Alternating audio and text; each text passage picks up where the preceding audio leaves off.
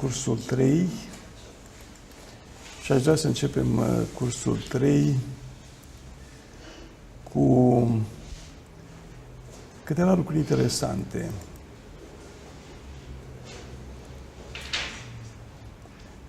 Ce zice directorul Google că se va întâmpla până în 2099? Ray Kurzweil. Bun. Firele și cablele pentru dispozitive personale și periferice vor fi de domeniul trecutului. Ok, calculatoarele vor atinge puterea de calcul comparabilă cu a creierului uman. Wireless va acoperi 85% din suprafața Pământului. Multe. Da. Da. Ok. În energia solară ieftină. Pe de altă parte, prezența, inteligența Turing la calculatoare. Pe de altă parte, avem și această alertă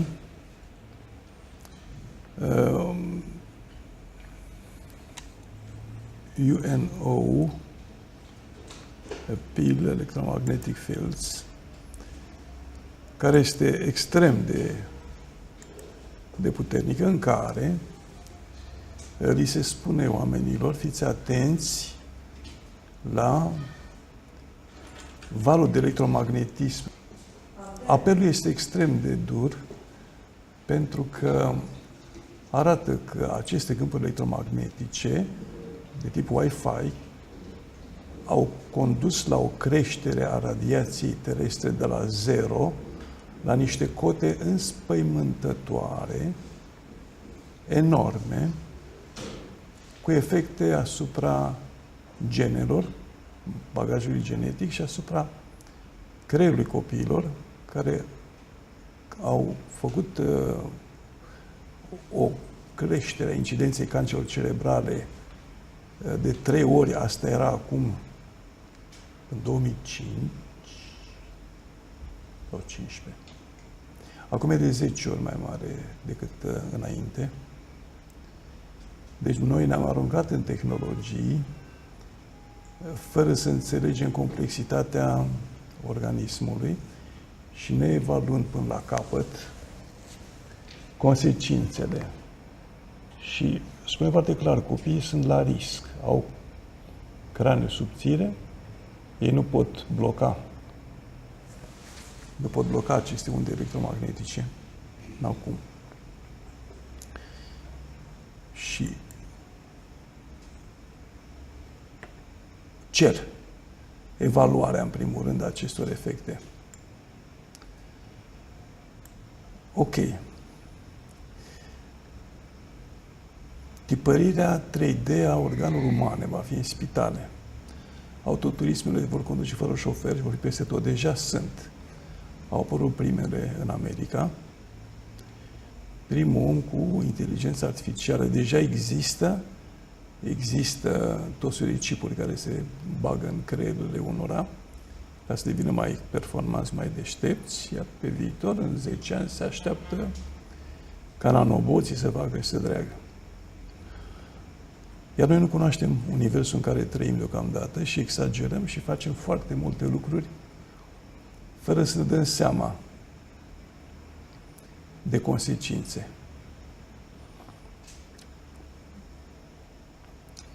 Pentru că gândim liniar. Nu avem finețea și rafinamentul să înțelegem procesele adânci. Și asta este o foarte, foarte mare problemă. Foarte mare problemă. Cercetările interesante sunt pe conștiința cuantică. Da. Și asta v-am adus ca să aveți o imagine, ci cum se generează conștiința. Deci sunt grupurile de cercetători care merg pe quantum gravity și grozav de interesant cum se generează materie și mai departe în creier. Deocamdată lucrăm pe dualitatea minte-corp. La momentul actual, dualitatea încă funcționează. Este ultima redută a dihotomiei în gândire. Încercarea de a cârpi cumva ceea ce există în clipa de față cu ceea ce ar trebui să existe. Adevărul că nu poți, este un zid de concept între o logică binară și o logică rafinată. E foarte dificil de înțeles ceea ce nu poți măsura. Bun? Mecanica cuantică se apropie de ceea ce nu este măsurabil și atunci își pun problema de protoconștiință a Universului.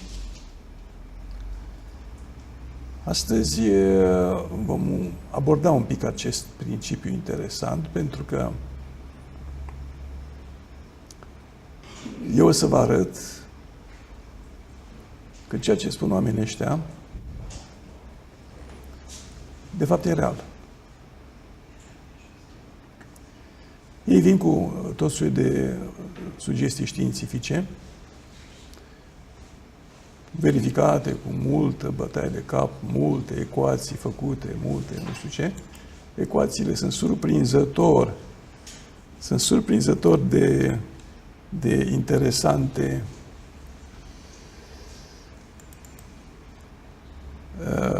Pentru că sunt extrem de flexibile, de fapt. Ai impresia că ele sunt grozave, dar nu e adevărat. Lupta pe care o avem acum în lumea asta este dată în primul și în primul rând de modele de gândire. Dacă avem ITCHEDA, nouă ordine mondială, guvern mondial, etc., astea sunt pe logica binară acumulativă. Tot ceea ce vine e un semn de modificare, de schimbare a unui tip de gândire. Eu, al meu, etc., acum crește extraordinar de mult cu totul altceva. Însă, unde este partea fantastic de interesantă? Partea fantastic de interesantă începe în momentul în care apar două direcții. Prima direcție este de inteligența cosmică. A doua direcție, care este iarăși extraordinară, este ideea că noi suntem, de fapt, o hologramă. Și că există o supraconștiință în spatele Universului care a zămislit toată povestea asta. Zămislirea acestei povești este, de fapt, interesant că ceea ce arată fractale algebrici este că, de fapt,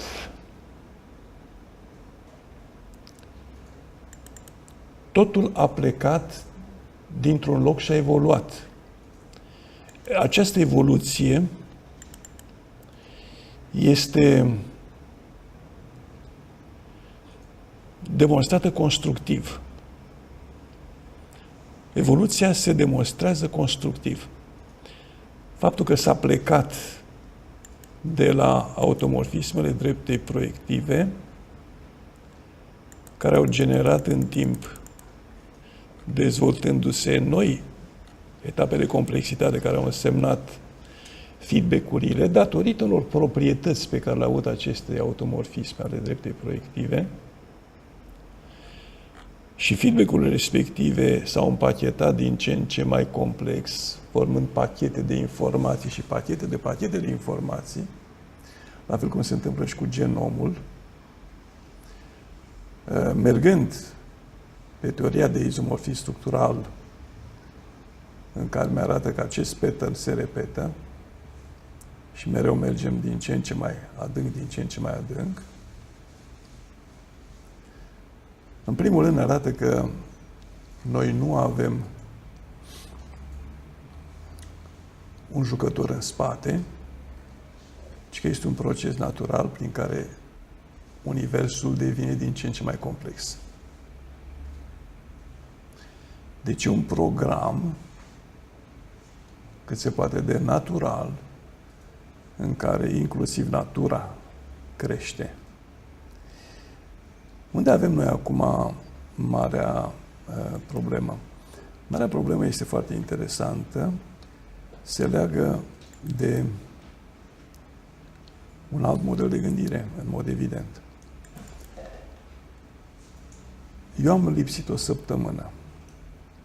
În acea săptămână am tradus legea educației finlandeză, am recuperat curicula pe care o folosește Singapore și am luat acest tabel uriaș pe care l-a făcut Maria, pe care mi l-a adus data trecută pe hârtie. Am tăiat câteva foi ca să pot compara pe termenul de că nu poți compara altfel. E mult prea mare. Dacă ar fi să vezi complet câți metri pătrați ar trebui, Grigorina? 80 de metri pătrați să poți studia cu lupa și să alergi, patinezi pe 80 de metri pătrați ca să vezi tot. În urma analizei am ajuns la următoarele concluzii. Unele dintre tabelele astea arată absolut identic privite de departe. Au exact aceeași formă. Pe de altă parte, toate aceste feedback-uri sunt diferite, nu sunt la fel. Dar prima parte e la fel. De exemplu, 224 îl găsesc la fel. A doua va fi 242 sau 422. Au suferit o transpoziție, ultimele 3. Pe de altă parte, la alte tabele, eu nu mai găsesc tot. Găsesc, de exemplu, o secvență. Secvența asta o găsesc repetată și în altă parte. Deci blocurile astea le găsesc repetate, dar în continuare nu le mai găsesc repetate la fel. Ceea ce mi-arată că, de fapt, e o problemă lingvistică.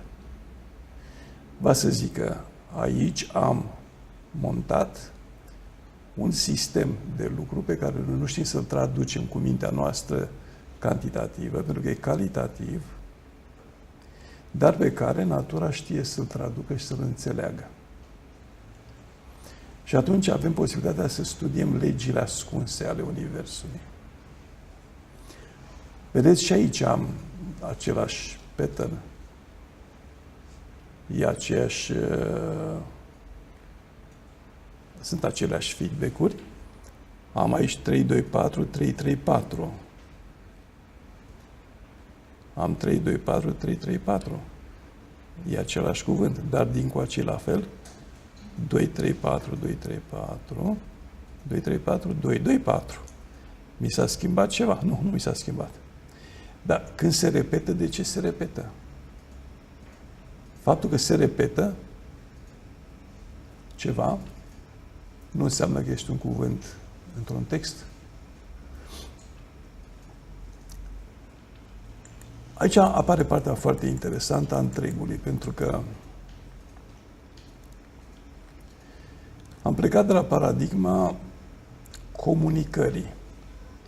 Ceea ce descriem aici este universul comunicării. Feedback-urile dau comunicare, dau posibilitatea transmiterii de informații pe suport ondulatoriu, pe suportul energetic. Dar suportul energetic are foarte multe lucruri pe care le poate duce. De unde ne vin aceste lucruri pe care se pot duce? Din ceva foarte la îndemână, pe care le vom vedea imediat.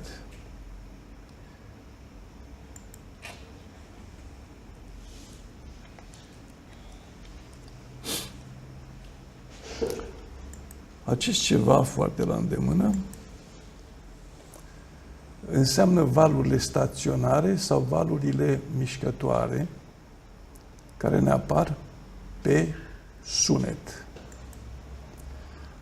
Aici se produc niște sunete.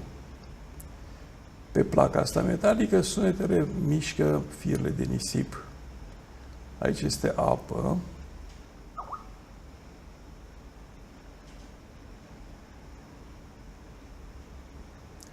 Mă întreabă Mihai Negrea cum a fost generat acest fișier Excel. Maria știe. El a generat, pot să spun cum s-a generat, dar spun un pic mai târziu. Dar aceste unde staționare, aici sunt staționare, aici nu mai sunt. Firele astea din nisip vibrează în permanență, dar la un moment dat sar de pe o poziție pe altă poziție. Jocul e foarte interesant. Aici nu mai e apă statică. Ea devine dinamică și creează forme.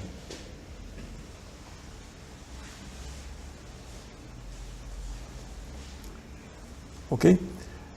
Aici este un joc de interferențe pe unde staționare sau pe unde nestaționare. Toate feedback-urile pot genera. Aici am feedback-uri așezate într-o anumită ordine, cu o anumită ciclicitate. Aici am feedback-uri. Concatenarea feedback-urilor, feedback-ul ăsta concatenat cu feedback-ul ăsta, îmi dă, exact ca la o compunere de grup, îmi dă tot. Putem vedea mai de aproape, ca să și recunoaștem feedback-urile.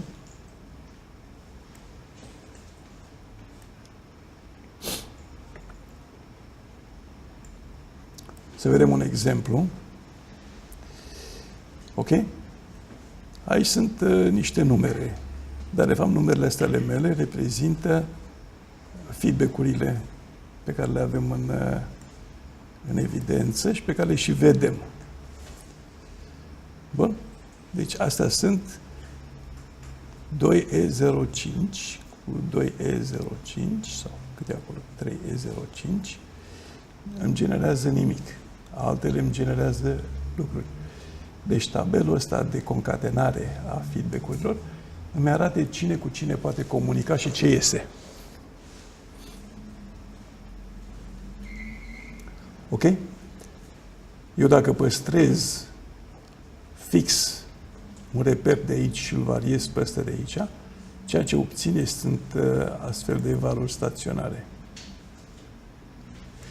Valurile staționare sau valurile dinamice.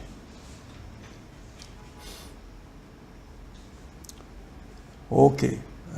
Ies din această aplicație și mă întorc din coa ce începe să devină extrem de interesant faptul că eu voi avea astfel de tabele identice ca formă, dar complet altfel din punctul de vedere al conținutului, mă duce cu ideea la universuri paralele.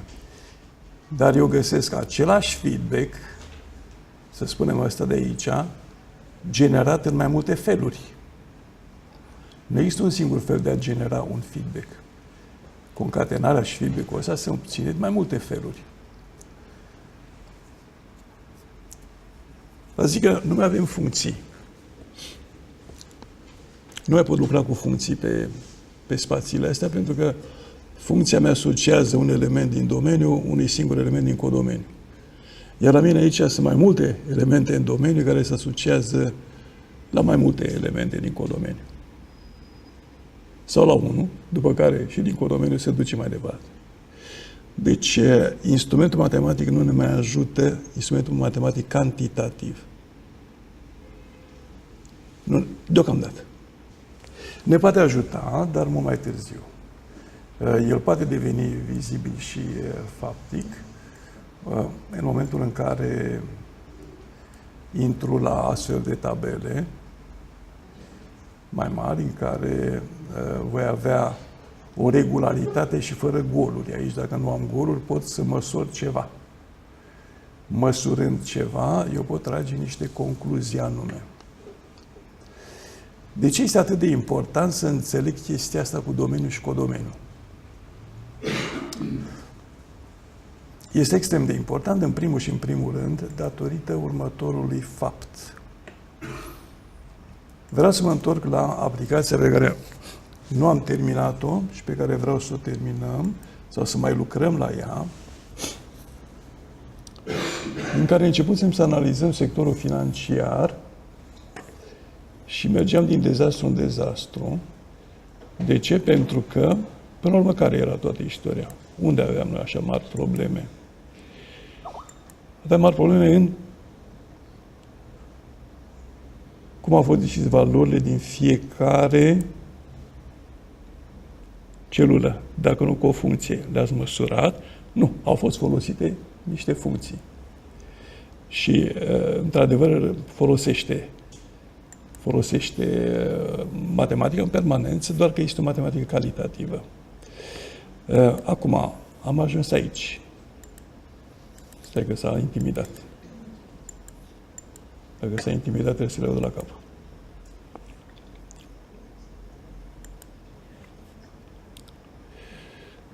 Ok. Aveam... și asta ar fi un exercițiu pe care vreau să-l facem acum, să începem să lucrăm pe el. Pentru că nu mai presupune matematică, presupune cu totul și cu totul altceva,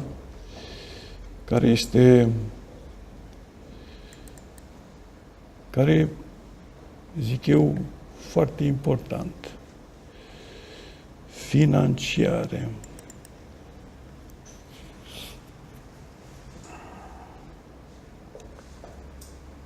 Suntem aici. Economia neagră, evaziune, care mă duce la fraternizare dintre instituții și mafii. Toată lumea e de acord cu chestia asta. Pot eu să bag pe vector ceva care să regleze fluxurile. Polaritățile rămân, dar cum putem regla fluxurile? Hai să ne uităm încă o dată. Economia neagră cu evaziune, care se duce la fraternizare dintre instituții și mafii. Pot găsi o soluție ca fluxurile astea nu să schimbe sensul, să schimbe conținutul? Pentru asta trebuie să redefinim economia neagră. Să vedem în clipa de față, de pildă, dacă claca sătească, ajutorul reciproc pe care și-l dau țăranii când strâng recolta, fără bani, este sau nu este economie neagră, pentru că nu poate fi impozitată. Ei n-au folosit bani. Din perspectiva statului, da, este economie neagră. Din perspectiva autorității fiscale. Din perspectiva statului ar fi economie neagră, nu? Vânzarea în piețe fără un carnet comercial se poate să măsoare la un moment dat pragul de la care tu poți să intri, să fii taxat. Da. Lucruri de genul ăsta care... Lucrurile astea nu pot fi cuantificate cantitativ. Cantitativ, ca să intri niște praguri de Sigur. impozitare. Dacă un om se neacă și altul sare în apă și îl scoate pe necatul ăla la suprafață și face respirație artificială și îl trezește la viață, ok? Fără să aibă diplomă de salvamar, fără să fie medic, ok? Este o chestie de economie neagră. E ilegală. Da. O suprareglementare este de zona bunsimțului și atunci n-ai cum să o reglementezi, să o suprareglementezi. Bunul simț nu poate fi. În caz de succes e ilegal. Și în caz de succes, tot ilegală e. Unde scrie că e legal? Nu există pierdere. Nu există pierdere. Perfect. Va să zic că Există prejudiciu. se poate practica șamanismul. Pentru că un șaman bun nu are nevoie de diplomă, nu are diplomă, vindecă oamenii cu ceaiuri și cu descântece și Dumnezeu știe cu ce. Se practică deja, Da, dar nu poți să-l... E economie neagră sau ce este? din perspectiva statului care dorește să suprareglementeze. Păi, dar el nu ia bani. Omul se duce la șamanul ăla, care este... Păi asta e ieșirea din sistem, de fapt. Valoarea de schimb este alta. Timpul nu este proiecția economic-financiară. Proiecția economic-financiară, omul se duce cu un sac de cartofi sau cu 5 kg de brânză. Că pe ale le are. Da? El are o sacoșă de cartofi, 3 ouă și 5 kg de brânză. Perfect. Pe statul nu percepe 60% din timp. Bun, vă zic așa. Ok. Atunci ce mai faci cu fraternizare între instituții și mafii? Pentru că economia asta neagră, care este evaziune clară, fraternizarea între instituții și mafii se face pe ce? Pe bani. Nu? Deci pe șpagă. Șpaga nu se face în cartofi. Numai Decebal Remeș era cu cârnații, nu? Da, dar vedeți că există un sistem de măsurare a kilogramului de cartofi, care poate să ducă la finalul zilei într-o unitate monetară. Iar traficul de influență poate să nu aibă nici măcar Ce putem băga în unitate monetară? Ce nu putem băga, asta de fapt aici e, ce nu putem băga în unitate monetară. Ce nu putem băga în unitate monetară? Dacă forțăm totul, poate. Da, exact. Cunoașterea nu putem băga. Iubirea poate fi băgată în... Emoțiile, iubirea... E singura excepție. E singura. Hai să mai gândim. Conștiința. Până nu, da, exact, da. Da. Bunăstarea ta sufletească poți să o bagi în unitate monetară? Hai să vedem. Să vedem unde este dă-i cezarului ce al cezar, unde e de lui Dumnezeu ce al lui Dumnezeu. Pentru că noi avem acum o treabă în care, lucrând numai cantitativ, o dăm încolo, da? Dar nouă ce ne spune tabelul ăsta? Ne spune, stai un pic, pentru că exact aceleași lucruri eu le obțin altfel. Eu obțin aceleași tabele, aceleași chestii, dar cu totul altfel gândite, cu alte conținuturi și culmea este că obțin și aceleași reguli sau bucăți de reguli care se asamblează în altfel de coduri. Și la ce nivel se întâmplă asta? La nivelul universal, în clipa în care am dialog. Bun. Și atunci, dacă stăm și ne gândim un picuț la cazul specific de aici, păi, apar variantele. Apar excepțiile. Deci de aici până aici se poate face monetar. De aici până aici nu se mai poate face monetar. Nu te măriți după kilogramele pe care le are sau metrii pe care le are tipul pe care vrei să-l iei de soț. Că e irelevant. Nu te duci la el cu cântarul și cu metru ca să stabilești... Deci nu se poate. Acum putem să schimbăm vectorul? Cum poate arăta fraternizarea dintre instituții și mafii? Ce au fost mafiile la început?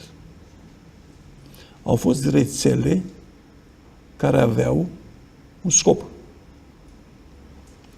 Când au devenit mafii? În momentul în care au abuzat de scopul lor. Deci, care sunt mafiile pe care noi le cunoaștem în clipa de față? Unde se întâmplă abuzul față de scopul lor? Mafia financiară e mafie? Sau este rețea financiară? Care este diferența? De ce e mafie? Nu mai joacă după reguli bine stabilite. Nu mai organicitate în sistem. Dacă anterior... O anume predictibilitate. Da. Deci acum fraternizarea dintre instituții și mafii se poate modifica în fraternizarea dintre instituții și rețele profesionale? În momentul în care refaci mafia către rețea profesională? Mafia financiară are două tipuri de proiecte posibile. Este vorba de finanțarea de tip roșu și de tip verde. De tip roșu înseamnă camătă, de tip verde înseamnă lărgirea pieței prin implicarea în creșterea calității vieții celorlalți. Astea sunt politicile verzi. Cei care merg pe roșu au clienți puțini pe care îi jupoaie până la piele, până la oase. Îi consumă cu totul. După care nu prea mai au, pentru că au pierdut credibilitatea. Ceilalți sunt o binecuvântare pentru comunitate și pentru economie, etc., etc. Mafia apare în momentul în care gândirea este pe lăcomie. Să avem noi cât mai mult, nu contează ce fac ceilalți. Dincolo e pe implicare. Și aici apare foarte interesant că ambele variante există. Și există într-un echilibru absolut extraordinar cu altceva. Există bănci de tip iudeo-creștin și bănci de tip islamic. Băncile de tip islamic lucrează cu totul altfel decât băncile de tip creștin. De exemplu, există o bancă în Pakistan care, în momentul în care tu te creditezi, ea nu îți cere garanții, tu ești o firmă în prag de colaps. Mai un pic și dai faliment. Banca din Pakistan te ajută nu numai cu bani ca să te pui pe picioare, ci și cu expertiza unor experți care lucrează în colaborare cu banca și care îți pun firma pe picioare. Astfel încât ea din nou pe piață și devine puternică, iar banca câștigă prin redevențe. Ea ți întinde o mână ca să ieși din groapă, după care tu câștigi, banca câștigă. Pe o bună perioadă de timp, ea are redevențe de la cei pe care i-a ajutat să supraviețuiască și să dezvolte. Își lărgește piața. Foarte interesant. De ce e foarte interesant? Pentru că aici ne spune că același rezultat îl obținem pe mai multe căi. Că eu am aici niște universuri paralele de soluții. Stai o clipă. Nu numai că spune ce, îți spune și cum. Pentru că iau de exemplu o singură chestie de aici, 4, 2, 3, 2, 6, 5. Bun. 4, 2, 3, 2, 6, 5. Ne uităm acum să vedem ce se poate face cu acest 4, 2, 3, 2, 6, 5.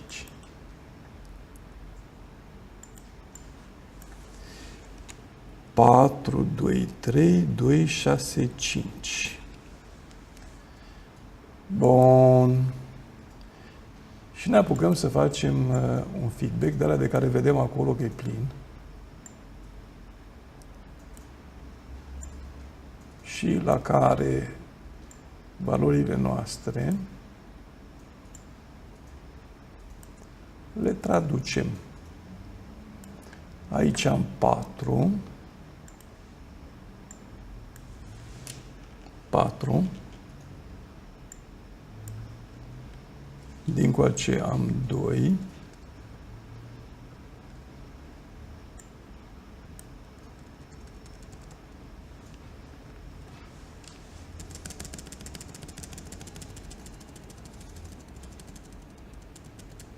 Trei.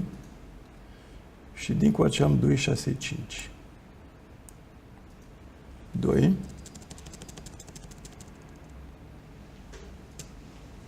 6,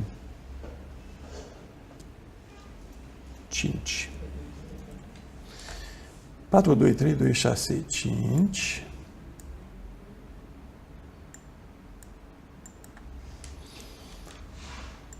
Și punem o traducere la care 2 înseamnă ce?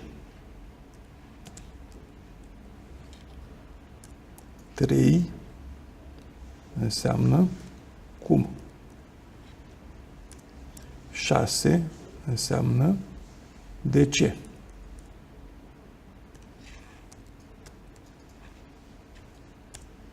4 înseamnă unde.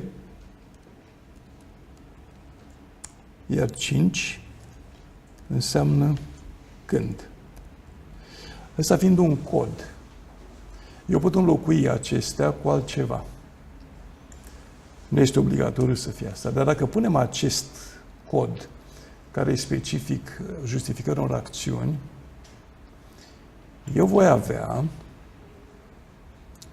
2, care înseamnă C. C. Bun.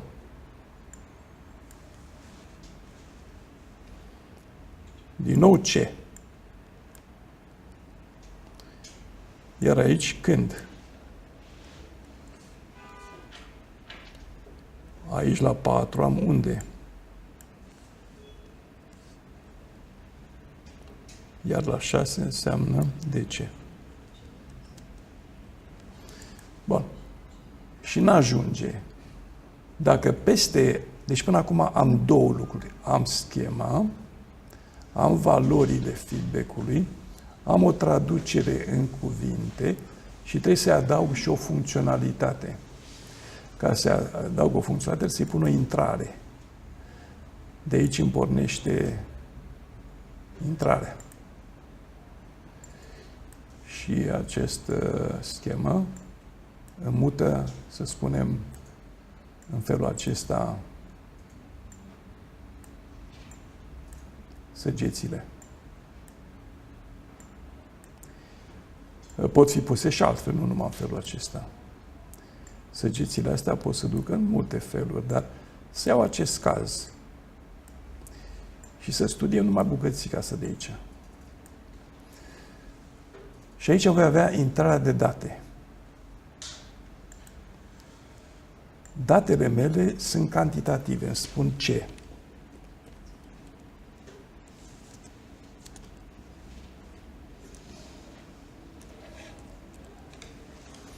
Bun. Dincoace am procesarea datelor intrate.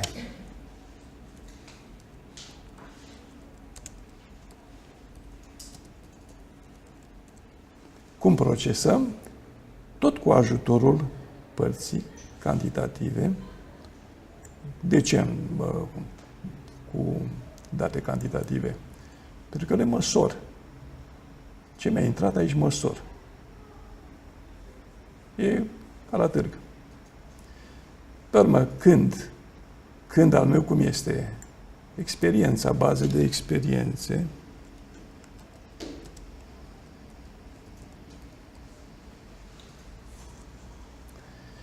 Ok.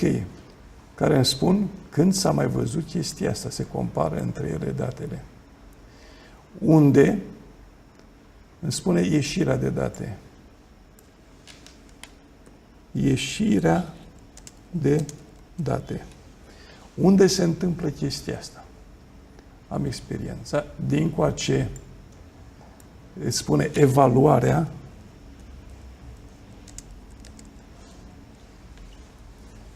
Iar aici, baza de strategii. Și să traducem. Am adus 5 coșuri de scoici. Procesarea scoicilor. Mici, mari. Experiența îmi spune că e nevoie de 4,5 coșuri de scoici aici și o jumătate de coș în altă parte. Unde? Am harta livrării. Fac evaluarea datelor. Vor mai mult, vor mai puțin. Bun? Iar 3, ce era 3? Era cum. Păi ăsta uitasem să-l scriu. 3 este cum. Deci cum, în bază de strategii, cum prezint scoicile alea? Le duc la sac, le duc la coș, le aranjez frumos sau le pun hurta. Și ăsta deja devine o chestie care are capacitatea de a arăta ca o acțiune comercială. Mai mult de atât, ies un pic de aici, ies un pic și de aici, ies și de aici, ies și de aici. Și mă duc la tabel. Care tabelul ăsta e foarte interesant, nu e ăsta, sau e ăsta. Ba da, ăsta e. Tabelul e foarte drăguț și foarte interesant pentru că eu am aici tabelul de compunere să vedem ce fac astea între ele. Păi, uite, 4 și cu 2, F4 și F2, ce îmi generează, de fapt? F4 cu F2 îmi generează F6. Bun, perfect. Dacă el generează F6, înseamnă că aici n-am nimic. N-am F4 cu F2. Poate că F2 cu F4 să-mi genereze ceva, F2 cu F4 îmi generează pe F3. Iar dincoace la mine, F2 cu F4 trebuia să-mi iasă F5. Deci aici n-am nicio săgeată de generare. Ce înseamnă săgețile de generare? Dar F2 cu F3 îmi generează pe F2? Nu. F4 cu F3 îmi dau cumva pe F6? Nu știu, ne uităm. F4 cu F3 mi-l dau pe F2. Cu alte cuvinte, eu dacă mă uit și la această aplicație, văd că acest circuit al meu e forțat, n-are nimic natural. Astea nu îl generează pe ăsta. Reprezintă o regulă impusă. Nu e natural, nu curge fluxul în mod natural. Deci, reprezintă o chestie procedurală. Procedurală pe care scrie clar comerț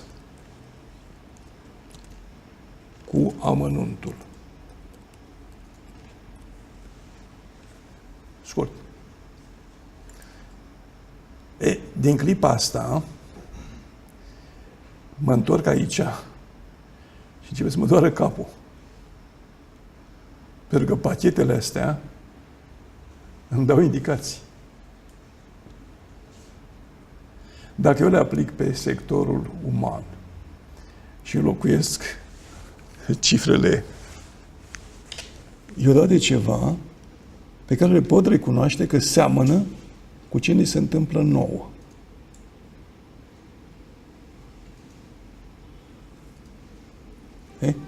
Cum e?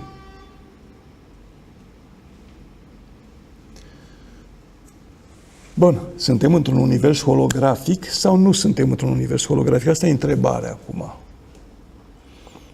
Înțeleg că am plecat de la tabelul de feedback-uri și că am obținut tot soiul de lucruri din ce în ce mai complexe, jucându-mă cu aceste feedback-uri,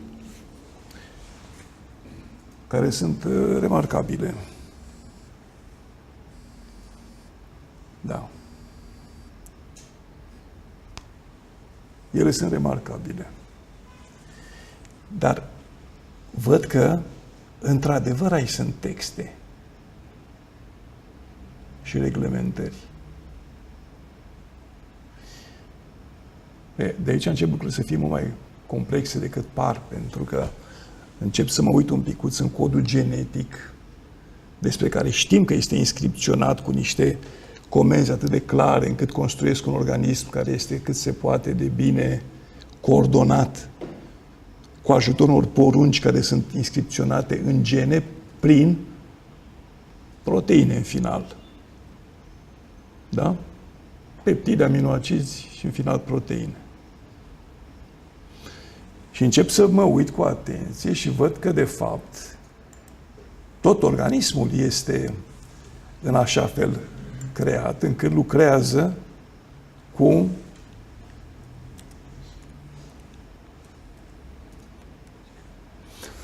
și nu mai mă deranjează, nu mai mă sperie când văd o chestie de genul acesta, în care aici avem o proteină pe 4 nivele, da? Aminoacizii de bază, care formează o spirală, spirale formează benzi, benzile formează conglomerate, care duc, va să zică, niște funcționalități și niște porunci foarte clare în organism, ținând seama și de faptul că 97% din genom este folosit pentru sinteza de informații, nu de proteine. Acum începem să vedem cum arată informațiile. Și ne întoarcem un pic la Dumnezeu, că până la urmă, vrând nevrând, e un pic cam dificil să nu te întorci.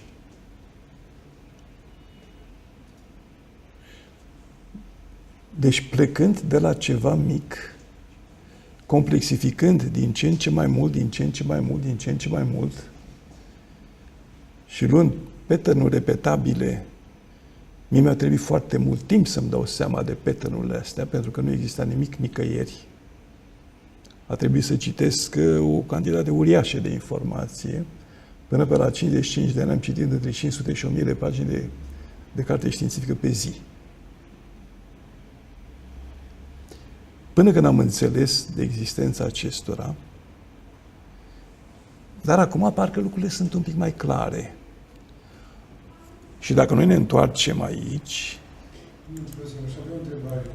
Da. Dacă se dă o căutare pentru trecerea la un nivel superior de complexitate, dacă se dă o căutare pe un pattern din acesta, repetiția acestui pattern în câmpul mare de date, nu creează la rândul lui o nouă bază de căutare? Ba da. Și astea sunt, de fapt, cele mai noi teorii cosmologice în clipa de față, care contestă, de exemplu, Big Bang-ul, că s-a întâmplat. Big Bang-ul, de fapt, este o creștere continuă, o transformare continuă a Universului și ea este continuă a Universului, pentru că, într-adevăr, apar feedback-urile de grad superior, care sunt mai complexe, dar care folosesc la baza bazelor, le folosesc pe astea simple. Dar ele devin din ce în ce mai complexe. Adică universul nostru a plecat de la dialog, a creat un limbaj. Aici vedem că a creat o gramatică și o semantică și un holografic. Deci noi nu trăim într-o hologramă, trăim într-un proces absolut uimitor de generare a unui univers din ce în ce mai matur, în care dimensiunea gândirii, a inteligenței, a simțirii este pe componentele astea.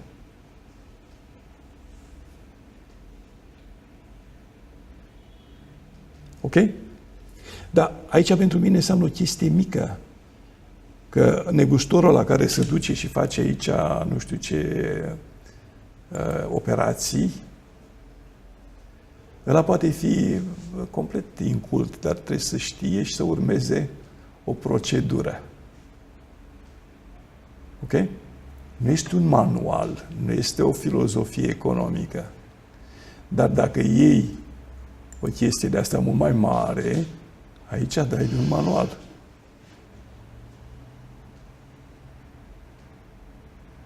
Și aplicabil la toate nivelele, ca procedură. Pentru că după o vreme nu mai lucrezi cu un feedback, lucrezi cu un pachet mare de feedback-uri, care reprezintă o experiență bogată, o experiență culturală bogată, etc.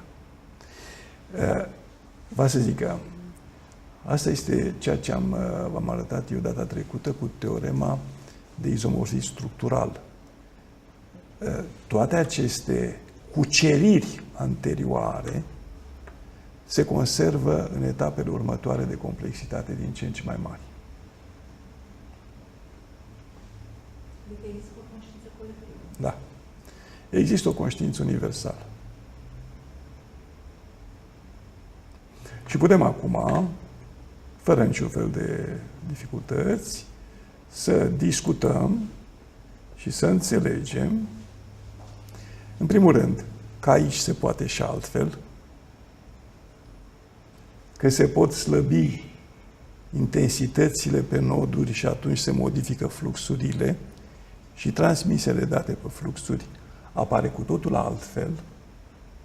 Deci că toate problemele au soluții și soluțiile se găsesc în aceste reguli aplicate la nivel din ce în ce mai înalt. Da? Foarte interesant cum e cu teoria asta de... Mai ales că aici apare încă un lucru absolut extraordinar. Lucrul absolut extraordinar e ăsta. Vedeți? Aici, acest pătrățel e generat de aceleași simboluri pe care le conține. Da? La sută invers și X. Da, și paralele, nu X. Așa, la sută, X și paralele, pardon. La sută... Da, de aici nu l-am așezat eu bine. El e bine așezat în altă parte, undeva. Uite aici. Aici avem împărțirile. Partea asta o regăsim din coace. Partea asta o regăsim din coace. Eu pot să iau acum și să rearanjez tabelul ăsta, astfel încât aici să am la sută invers și, ce îmi zice aici, paralele. De ce așa de interesant și de important? Pentru că eu voi avea, vă arăt acum și cum trebuie să arate,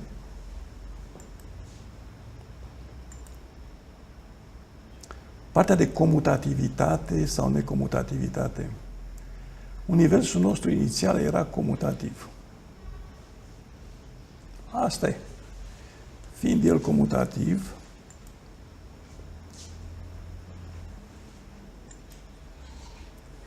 fiind el cât se poate de comutativ, sărăcuțul,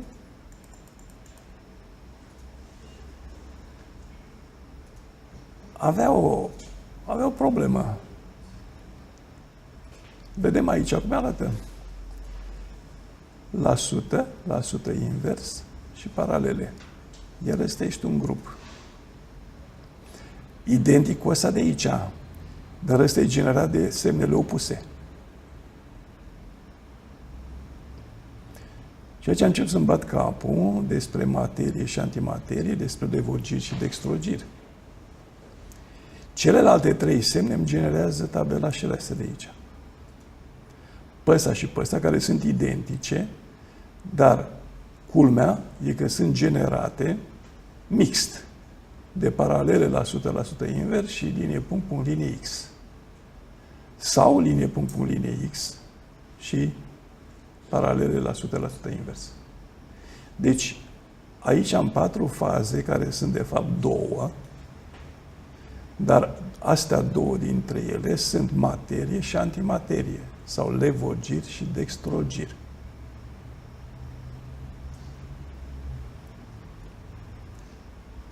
Deci matematica asta din spate este înainte de stringuri. Aici este timpul, Cronos și Kairos. Cronos și Kairos, timpul acțiunii, timpul transformării, și vedem că acțiune cu acțiune poate să-mi dea acțiune sau transformare. Celelalte rămân pe loc. Acțiune cu transformare îmi dau acțiune, transformare cu acțiune îmi dau acțiune, transformare cu transformare îmi dau transformare. Cam aceeași chestie ca și dincolo.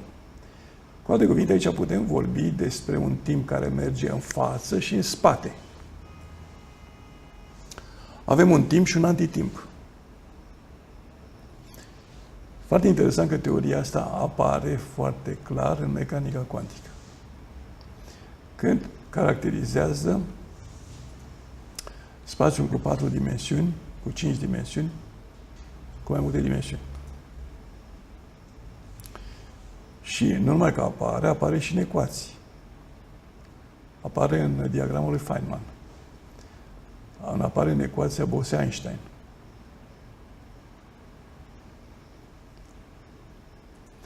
Vreau să zic că dacă eu iau tabelul ăsta ca fiind interesant din punct de vedere al universului dinainte de Big Bang, eu pot să iau pe ăsta ca fiind tabelul dinaintea universului dinainte de Big Bang. Și putem vedea cum încet, încet se complexifică universul nostru, care devine din ce în ce mai matur. Da. A fost un moment de salt. Momente de schimbare există, dar după Big Bang a apărut timpul care este necomutativ. Momentul în care mă intru însă pe materia neagră, de exemplu, acolo timpul meu e comutativ. Nu a existat un început? Mie îmi spune teoria doar din momentul în care exista dialog. Din momentul în care a fost feedback. Momentul în care s-au conectat niște elemente unele cu altele. Tabelul meu are găuri. Găurile astea sunt fără feedback-uri. Aici trebuie altă abordare ca să vezi ce a fost și mai înainte.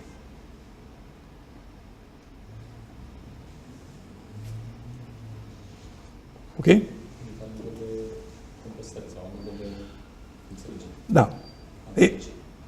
Acum ne întoarcem aici.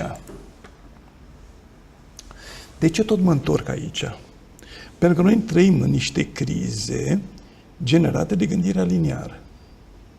Dacă noi înțelegem ce am vorbit până acum, că de fapt există mai multe soluții, mai multe ieșiri, mai multe, de toate felurile sunt mai multe, nu există una singură, că se generează în mai multe feluri, trebuie doar să ne batem capul, să începem să analizăm lucrurile, să lucrăm pe noduri și pe vectori, astfel încât să găsim variante de ieșire.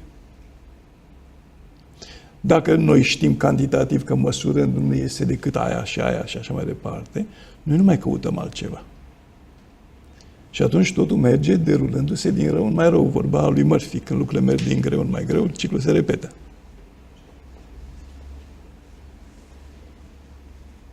Ok? Ce pasarea de simularea sau modelarea cu etape limitate. Foarte important, în primul rând, pentru crearea conștiințelor. Și acum, de ce e atât de interesant și de importantă crearea conștiințelor? Dintr-un motiv absolut banal, absolut simplu, absolut normal. E vorba de quantum consciousness. Noi, dacă cunoaștem, știm că există conștiință cuantică, deci conștiință la nivel cuantic, ne așteptăm să existe înțelegere și conștiință și la nivel supracuantic. Noi trăim într-un univers inteligent, sensibil. Bun? Nu mai distrugem. Nu ne mai distrugem planeta. Nu mai gândim, că noi acum nu gândim. Deci pot spune foarte clar că omenirea nu judecă. Urmează niște reguli și atât, punct. Nu judecă. Dar în momentul în care te duci mai aproape, mai adânc, începi să judeci. Bun? Care e factorul care determină gândirea, judecata? Dacă acum funcționăm pe termen, ce determină schimbarea? Saltul ăsta? În primul rând, dacă ne uităm aici, pe spațiul coerent al informației care apare tot din feedback-uri la un moment dat, pe o anumită etapă, judecata înseamnă faptul că eu de aici pot să merg aici sau aici, eu am opțiuni, pot evalua drumuri care pot fi diferite între ele. Ăsta, de exemplu, e un drum, iar ăsta, de exemplu, este cu totul și cu totul alt drum. Bun?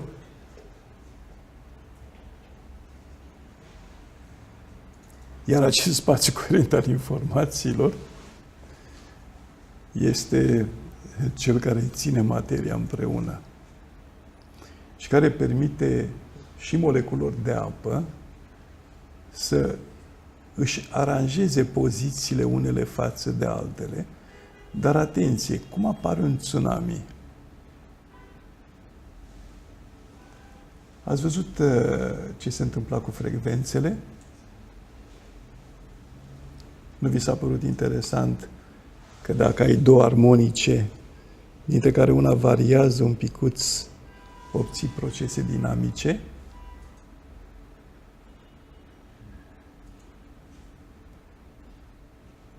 Ba, cred că e cazul să vă dau un pic de pauză.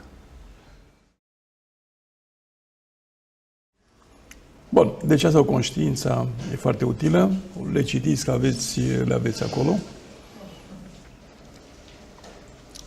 Încep întrebările. Suntem ghidați de emoție? Acum mă întrebai. Da. Când spune procedură, mă gândesc la un lanț de raționamente, așa zise, logice, care ar trebui să ne ducă la un efect spontan, plecând de la o intrare de informație și, bineînțeles, punându-ne întrebările care le-ați dat și în Da. Noi suntem ghidați de emoție prin Constituția noastră. Nu Constituția votată de Parlament, ci Constituția fizică, anatomică. Din cauza girusului cingulat, care este cel care se joacă cu emoțiile și care, prin experiența personală care a fost strânsă în girusul dentat, care este peste hipocamp, care îmi dă experiența socială, și peste parahipocamp, care îmi dă memoria genetică, acționează asupra talamusului, care creează vise și scenarii. Simplu. Deci visele, scenariile și girusul cingulat, prin memoria asta, ne fac să fim conectați pe partea de emoție. Corect. Toate procedurile astea se nasc într-o logică bazată pe aceste scenarii. Da. Și dacă softul inițial a fost cumva scris pe niște raționamente, nu de bun simț, să spunem, nu? Noi suntem legați de emoții pentru că rolul nostru ecologic trebuie să ne facă capabili să trăim emoțional ceea ce trăiesc ființele din preajma noastră. Clar. Să putem gestiona sistemul astfel încât să fie bun și zdravă. Dacă ne paralizăm emoțiile, și o facem tot timpul, pentru că trunchiul cerebral, acum trebuie să mai aduc aminte de anul trecut de la cursul de neuroștiințe, că trunchiul cerebral, în afară de mișcările fine, da, mai se ocupă și cu vibrațiile și armonicele care permit crearea de valuri de informații care se reflectă în cutia craniană și care se concentrează pe anumite zone, scoțând la suprafață anumite programe. Bun? Programele respective sunt foarte complexe și pentru că prin talamus trec toate simțurile, în afară de pipăit care trece prin hipotalamus, da? De-aia noi avem emoții în momentul în care avem stimul vizual, auditiv. Da? Miros, gust, ne creează emoții. Apare scenariul, nu? Mergi pe plajă și vezi o persoană de sex opus care se trezește emoții. Brusc. De ce? Stimulii aia care trec prin talamus se asociază, iar compunerea acelora scoate scenariul din talamus, îl trece prin hipotalamus și prin anumite mecanisme care țin de nucleus pallidus, ajung până la urmă și pe neocortex, pe ariile de asociere. Iar pe ariile de asociere capătă așa o aură. Plus de asta, prin hipofiză, se generează toate impulsurile la nivel hormonal care întăresc acele emoții. Merge? Da, noi suntem creați așa. Asta este arhitectura structurii noastre. Asta nu înseamnă că orice ființă rațională va fi emoțională. Numai că noi, fiind creați să apărăm ecosistemul, să-l întreținem, trebuie să-l simțim. Și simțirea emoțională, girusul cingulat împreună cu corpul calos de dedesubt și cu toate antenele alea fractale legate de corpul calos, ne fac să simțim informația de mediu.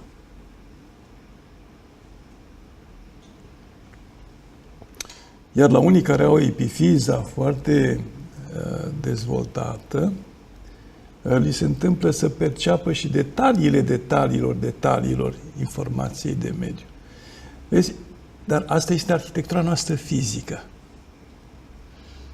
Și gândiți-vă la uriașa inteligență, nu pot spune, uriaș este un cuvânt pitic, care ne face pe noi să creștem ca un origami. Fiind la început împachetați și apoi despachetându-ne pe rând, bucată cu bucată. Când vă așezați pe burtă, cu genunchii la piept și coatele de desubt în poziție fetală, da? Aveți cel mai mic volum, da? Volumul fix în cea mai mică suprafață de înconjurare. Atunci este zona de pliere. Pruncul în burta mamei e pliat ca un origami care se desface ulterior. Același proces se întâmplă cu tot ce este la noi soft și hard. Se depliază la nivel genetic informația, care începe să crească, se depliază la nivelul structurilor cerebrale, cu ajutorul cranului care reflectă toată partea asta de unde, vibrații, pe anumite zone care hrănite se depliază, depliindu-se, de exemplu, dacă merg pe corpul cingulat, pe girusul cingulat, atunci se dezvoltă foarte tare corpul emoțional. Ok?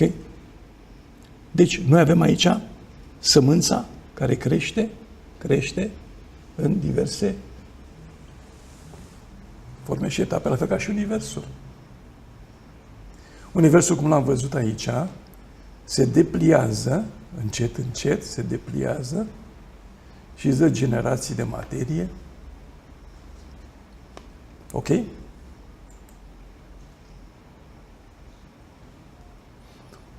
Deci, noi așa trăim. Și atunci procedura creată pe niște scenarii eronate duce la rezultate eronate, nu? Asta ar fi ideea de... Duce la ceva care este foarte interesant. Procedura, alegerea contează enorm. Momentul în care, de exemplu, ai creat emoții negative cuiva,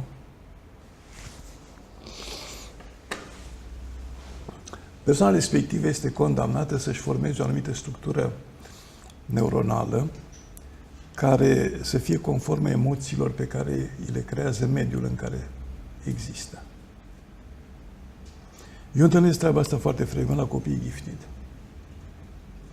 Ajung într-o lume ostilă lor, pentru că au inteligență emoțională foarte înaltă, pe care cred și inteligența analitică foarte înaltă, nu sunt bine văzuți de ceilalți. Da. Și întâlnesc frecvent cazuri care vin la mine de copii care au fost diagnosticați cu Asperger, cu ADHD, cu etc. Și care sunt niște copii absolut perfecți. Doar că sunt prea deștepți și prea sensibili și prea umani și prea buni. Și ceilalți îi resping. Și au ticuri, unii, alții au alergii, intoleranțe la diverse chestii. Aproape niciunul nu vrea să mai meargă la școală. Deci astea sunt... Nu vor să facă ce li se spune în general, să facă independent. Da? Așa este? Sau foarte fragili. Atât de fragili încât se sparg dacă te uiți mai mult la ei. Pentru că rețeaua lor neuronală a fost pusă pe stare defensivă, nu pe stare de dezvoltare. Lor li se interzice despachetarea. Bun? Tendința mediului de a sufoca inițiativa despachetării. Și acum să vedem dacă face la fel și Universul. Să ne uităm. Ne uităm la gravitație. Ce îți face gravitația? Îți interzice despachetarea în mod subtil. Până când? Până când ajungi să fii cantitativ și devii gaură neagră. Și absorbi totul în jurul tău. Gaura neagră fiind feudalismul Universului. Vrea să ia tot. Și după ce ia tot, teorii zic că pe capătul celălalt al găurii negre e un Big Bang. În care tot ce a luat dă. Și dă drumul înapoi. Dar, vedeți, exact aceleași legi sunt și la nivelul psihicului uman, ca și la nivelul Universului. Deci e foarte interesant când te uiți aici și începi să sapi în semantică. Dar e o muncă de chinezi bătrân, de armată de chinezi bătrâni. Nu de un chinez bătrân, că n-apucă săracul. E prea mult. Dar dacă te apuci și sapi și te duci și te tot duci în continuare și cauți să vezi ce e aici, chiar la modul primitiv, cu ce, cum, de ce, unde, când, văzând scenariile pe care ți le creează aici, tot ajungi la o cunoaștere a legilor Universului care este absolut fantastică. Dar e mult. Este enorm de mult. Iar noi suntem deocamdată, abia am scos capul la lumină, încă nu suntem destul de bine ouați. Încă nu ne-am sub gălbenușul. Aici este... Dar aici se găsesc toate. Dacă stai și le descifrezi. Cum a fost descifrarea genomului uman. Dacă ar fi descifrarea genomului universal, atunci probabil că lumea ar deveni ceva mai înțeleaptă.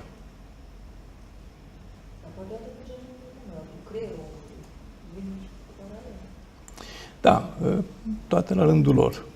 E un proces, poate. E un proces. Când oamenii ajung să fie pregătiți pentru saltul ăsta, să ajunge și acolo. Da. Puteți spune despre cum se face medierea fluxului între două moduri, medierea fluxurilor. Medierea fluxurilor pe două noduri.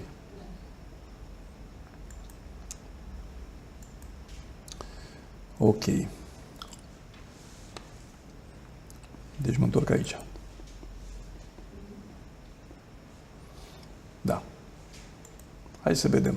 Luăm cazul pe care l-am discutat anterior.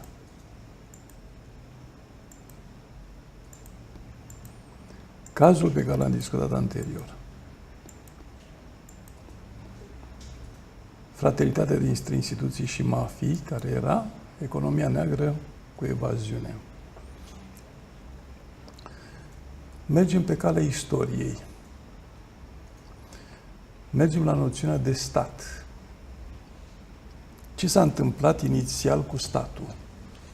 Erau niște triburi care se luptau pentru teritorii și care se organizaseră sătește. Toți făceau parte, mai mult sau mai puțin, din niște familii, din câteva familii, și avea nevoie să-și fure femeile de la tribul de vecini ca să nu se consanguinizeze. Și atunci erau în permanentă stare de alertă. Răpirea sabinelor, asta era. Altfel, dacă rămâneau ei între ei, se căsătoreau între veri după o vreme și degenera populația. Ceea ce se și întâmplă la arabi, de exemplu, se căsătoresc între veri. Și în culturile unde apare treaba asta, apar și fenomene degenerative comportamentale, sociale, etc.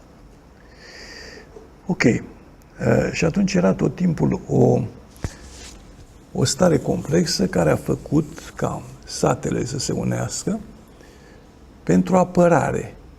Și au pus pe cineva șef și a făcut un stat. Statul era cât o palmă, ca în poveștile cu Făt Frumos,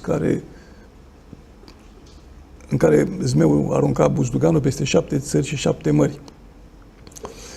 Noi am avut țara Almașului, țara Făgărașului, țara etc., o grămadă de țări. Germania a avut țări nenumărate până în secolul XIX, când s-au produs unirea. Da? La noi, etc. Asta a fost situația generală. Și inițial țările erau și mai mici. Și atunci oamenii s-au hotărât să facă stat ca să aibă o armată. Dar armata a trebuit hrănită. Și dacă a trebuit hrănită, la început oamenii au dat o cotă parte din veniturile lor ca să fie hrănită armata. Și o făceau benevol. Bun.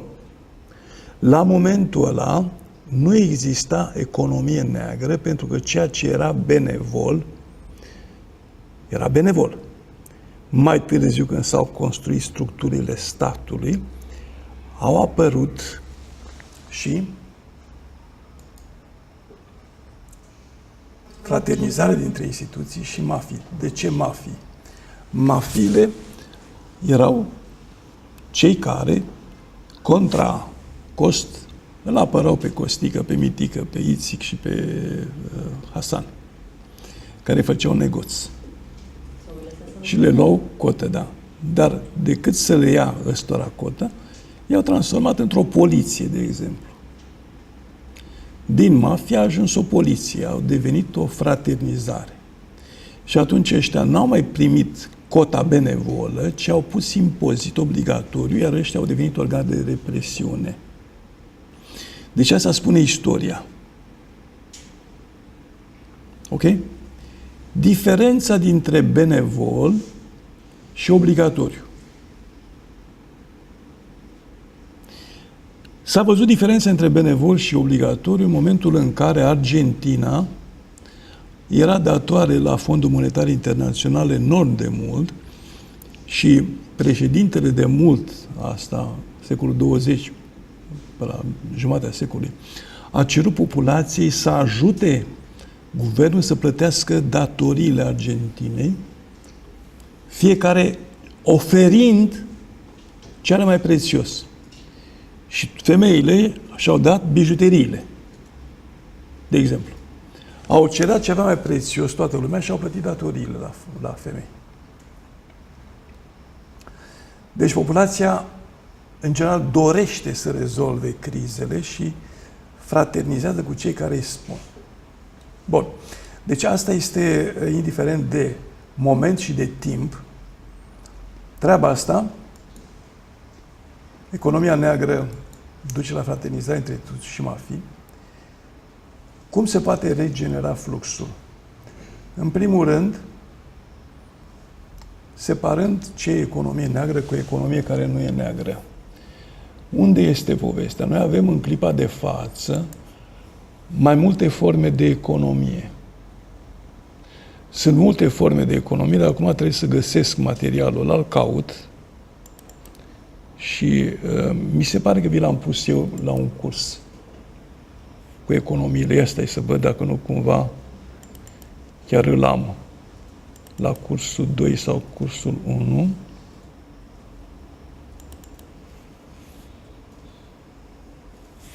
Uite, astea sunt forme de economie. Economia naturală, în care tu mănânci din ce îți dă Dumnezeu ca pasărea cerului. Ok? Economia de piață, pe cerere și ofertă, economia socială, în care te joci un pic cu ajutorul altora ca să-și dezvolte baza economică. Da? Economia guvernamentală, în care guvernul pune bani ca să crească monopoluri.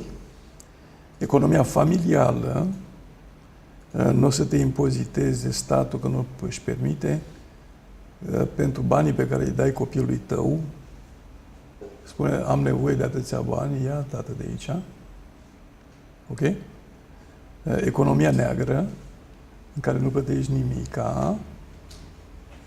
Economia distructivă, de exemplu, când distrugi pădurile. Economia abuzivă, ok? În care iei 7 piedi de pe oaie.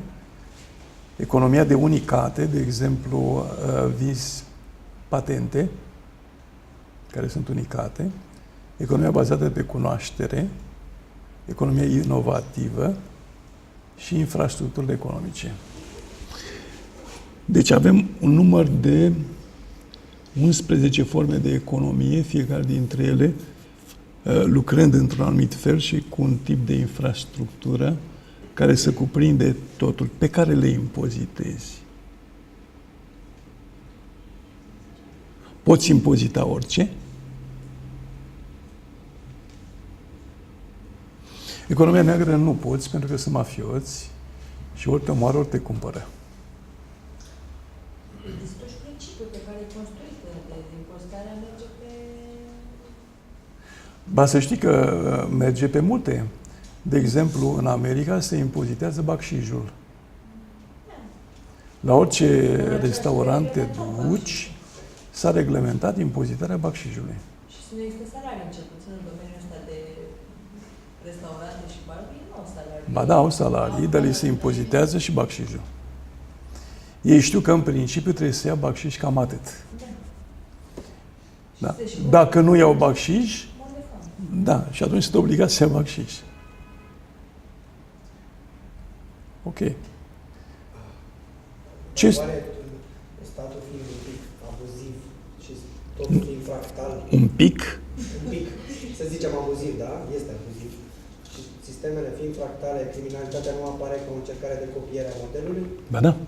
Încercarea de a face un stat separat de stat? Ba da. Și practic se perpetuează... Haideți să vedem câte state în stat avem. Bisericile sunt state în stat. Da. Au infrastructuri administrative proprii, au impozite proprii pe care le pun la populația de credincioși, ok? De acord cu mine? Deci dacă iei toate caracteristicile statului, le găsesc acolo. Unde mai găsesc? Comunitățile culturale. Sunt state în stat. Școlile, unde autoritatea profesorilor... Școlile sunt state în stat,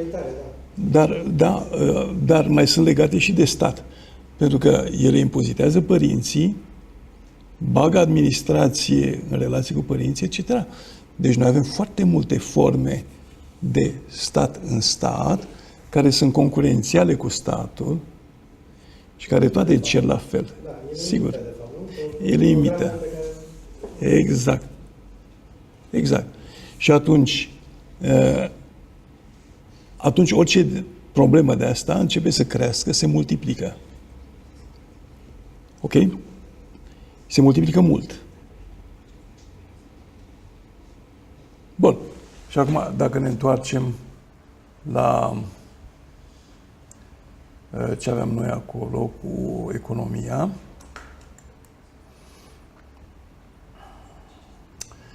ce impozităm de fapt? Piața. Atât. În rest, economia naturală nu poți să o impozitezi, economia neagră nu poți să o impozitezi și dacă intru aici,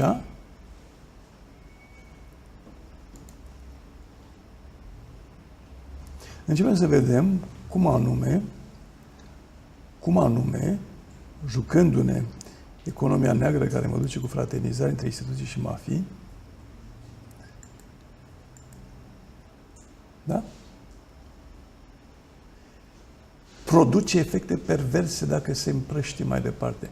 Când economia destructivă conduce la fraternizarea dintre instituții și mafii, ajunge la fenomenul deforestării și vânzării resurselor naturale naționale. Ok? Când economia neagră conduce la fraternizarea respectivă, băncile, dar și mafiile care lucrează negru, fac case de schimb valutar și cumpără de la stat titluri de stat care să le garanteze existența în continuare. Iar statul se folosește de banii lor pe care le iau pe titlul ăsta și devine robul mafiilor. Corect? Când economia naturală duce către mafii și așa în continuare, îl avem pe Varujan Vosganian, care numără ouăle de la găini. Ok? Și vor să pună impozitare pe câte o găină aia. Și că țăranul care are găina, dacă mănâncă ouăl ăla, pierde statul, nu știu cât.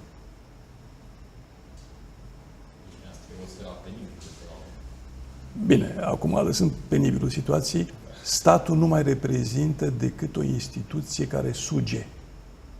Deci nu mai are rolul funcțional pe care l-a avut la început de apărare. Ajunge să fie o instituție parazită. Când pune prea mult, sugrumă toate formele celelalte de economie. Și dacă rolul principal s-a pierdut sau s-a pervertit, restabilim noi fluxurile prin refacerea modurilor, adică a funcționalității inițiale, sau... Prin refacerea conceptului sau schimbarea modalității de lucru. De pildă, hai să judecăm aici că vom avea un flux pe rețea profesională între fraternizare, între economia neagră și fraternizare. Și aici vom avea watchdog-ul, deci supraveghetorii permanenți a ce se întâmplă. Ok? Avem acțiuni pe care le face rețeaua profesionistă pentru a opri abuzurile, etc. și a crea o legătură care să fie echilibrată. Bun? În momentul actual, treaba asta, economia neagră, evaziunea care duce la fraternizare, e o chestie normală pe care toată lumea știe că dacă ar fi ei în loc, ar face la fel, a intrat în meme. Și fluxul continuă să meargă pentru că nu are alternativă. O filozofie socială nouă, care se prezinte alt mod de organizare, schimbă. Iar noi acum suntem exact în perioada în care asta se întâmplă la nivel mondial, pentru că anul trecut a fost punctul de minim pentru ciclurile Kitchen, Kondratiev și Juglar. Punctul ăsta de minim totdeauna după urmează schimbări de filozofie socială, de mod de organizare, conflicte, noi tehnologii, etc. Noi suntem chiar într-o epocă de transformare și schimbare. Adică acum se face un salt din punctul ăla de vedere al universului nostru uman. Ok?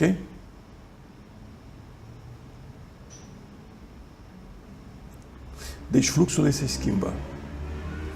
Mergând pe același concepte, dar rafinându-le și transformându-le. Bun? În momentul în care definește altfel rolul instituțiilor, treaba ta nu se face ceea ce se face la altă, se schimbă fișele de post, se schimbă organigramele, se schimbă funcționalitățile, structura poate să rămână mai mult sau mai puțin asemănătoare ca structură, dar asta produce modificarea fluxurilor. Și partea de ieșire din criza 1 probabil va trece în criza următoare după o perioadă de timp. Dar în sens, faptul ce se schimbă este calitatea informației de pe flux. Calitatea informației. Dar calitatea informației determină și cantitatea fluxului. Pentru că vor fi mai mulți oameni, de exemplu, care sunt atenți la ceva, pentru că au funcționat structurile de watchdog și etc. Bun? Și așa funcționează, din aproape în aproape. Într-o schimbare morfofuncțională, profundă, de acordarea la o nouă realitate, e nevoie de o energie foarte mare de structurare și reorganizare. Nu. Nu se face cu forța. Asta se face glisând. Pentru că nu mai mă duc încă o dată la universurile alea paralele, dar în momentul în care ai schimbat 2 cu 3, ai făcut o transpoziție și ai schimbat 2 elemente, tu nu mai ai structura de negustor. Ai altceva. Ok? Asta se cheamă o schimbare de mentalitate, o schimbare de filozofie socială total și nu e neapărat nevoie să pui foarte multă putere. Pentru că e absorbită. Pleacă de la nevoia individului de a găsi soluție. Deci că folosește energia sistemului ca să... Da, folosește energia sistemului ca să se schimbe lucrurile. Atunci când se realizează schimbarea aceasta calitativă, ce se întâmplă cu polaritățile? Mai valabilă teoria și dinamica polarităților sau se trece la un alt nivel integrator al acestor două? Se trece în permanență la nivele integratoare mai noi, pentru că se schimbă frecvența. Iar schimbarea frecvenței este iarăși foarte limpede, tot pe cymatics.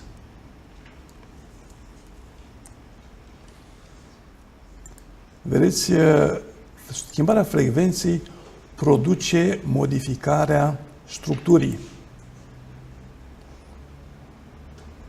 Modificarea structurii a ce? A relațiilor reciproce dintre elemente. Noi avem aici niște elemente care sunt particule de sare, probabil. Și când punem pe generatorul tonurilor, avem pe 345 de Hz aranjat așa. Pe 1033 de Hz aranjat așa. 1820, alt aranjament, 2041. Iar modul în care se aranjează reciproc unele față de altele înseamnă tipuri de feedback care sunt activate. Ok? Tipurile de feedback înseamnă alte cutume, se vede altceva, au altă ordine, au alte priorități.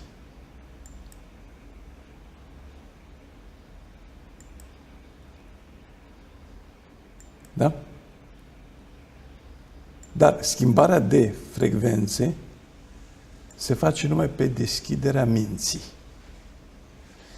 Deci, atâta vreme cât oamenii gândesc cantitativ, salturile astea nu se produc. Din cauza asta, în general, statele caută să-i păstreze în forma în care i-au găsit, ca să-i poată gestiona. Toate statele de-a lungul întregii istorii.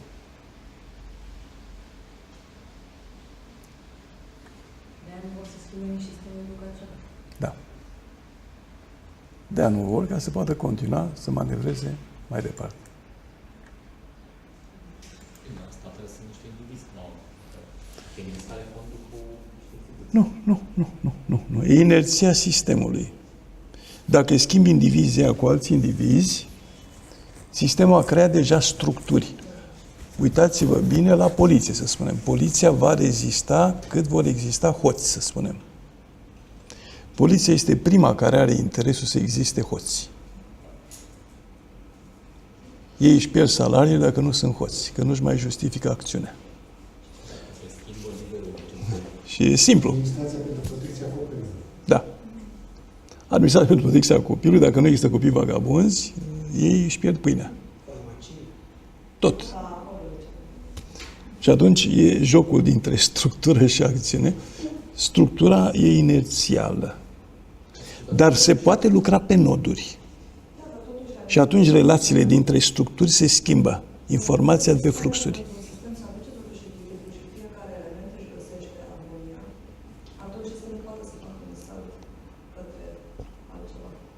Nu sub forma, până nu se modifică modul de gândire, nu se poate. Cât timp există structuri piramidale, ele vor lucra în permanență cu ceva cuantificabil cantitativ. Structurile de rețea n-au nevoie. Ok? Structurile de rețea lucrează cu chestiuni calitative, cum ar fi idei, principii și altele. Credințe. Ele intră în acțiune nefiind plătite.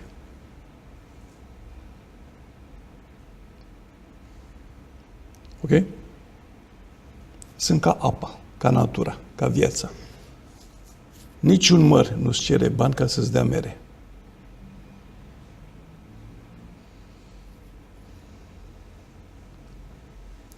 Bun. Dacă să vinzi un măr acum, îți trebuie o pungă de plastic foarte frumos colorată. Da, mintea omului se modifică și ea și schimbă punctele de vedere, mai ales când știe că punctul aia de plastic e biodegradabilă și că o trăvește mediul și așa mai departe. Și când simte deja o trăvire a mediului.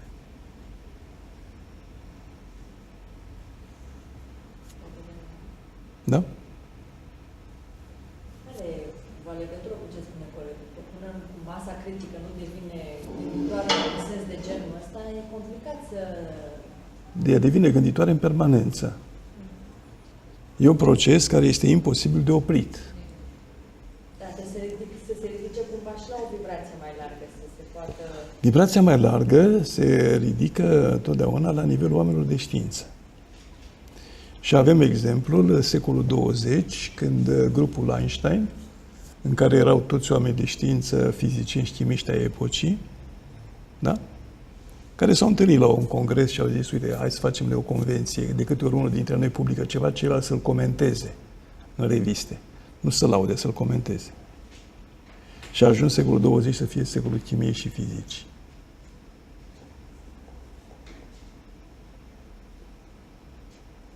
Asta este. Puterea rețelei este inductivă. Nu că toată lumea ar fi știut în secolul 20 chimie și fizică, că n-a s-a întâmplat. Dar a schimbat complet perspectiva. Să ne spuneți că dacă mediul academic merge în direcția asta... Dacă mediul academic de vârf, nu tot mediul academic. Competența maximală. Competența maximală de ceea care sunt la limitelor, granițelor. Da, dar sistemul îi promovează în general în față pe cei care vor să conserve.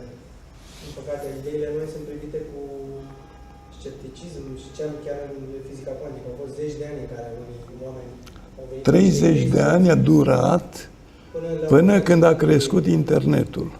Da. Eu discutam cu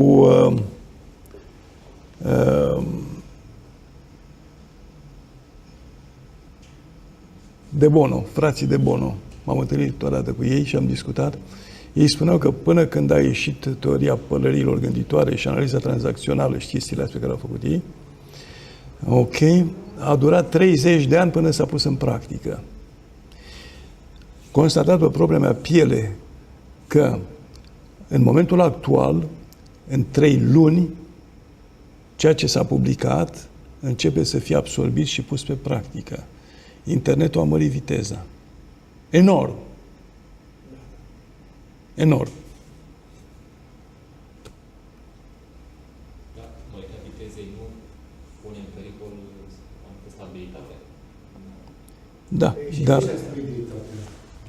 dar nu, întrebările sunt foarte utile, numai că să vedeți care e fenomenul. Fenomenul este tot fizic, este extrem de interesant. Să aibă o dinamică echilibrată.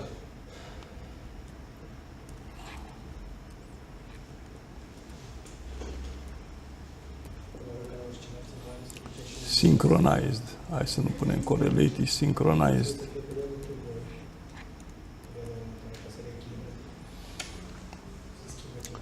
Hai să vedem cum arată metronomele sincronizate.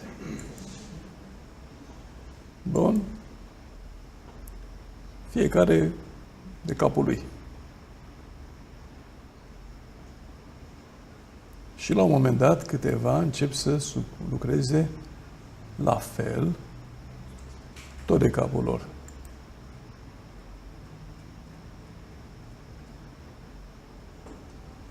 De astea două merg cu un oarecare decalaj. Una merge stânga, alta dreapta, dar se opun. Dar acum astea trei nu se mai opun. Încep să cânte în strună. Mai târziu se opun sau nu se opun, folosesc același ritm, după care, încet, încet, mai e câte un rebel aici, care pricepe mai greu, dar marea majoritate merg în același. Iar pe final, merg perfect sincronizate în final. Deci nu au nici măcar un decalaj de fază micuț.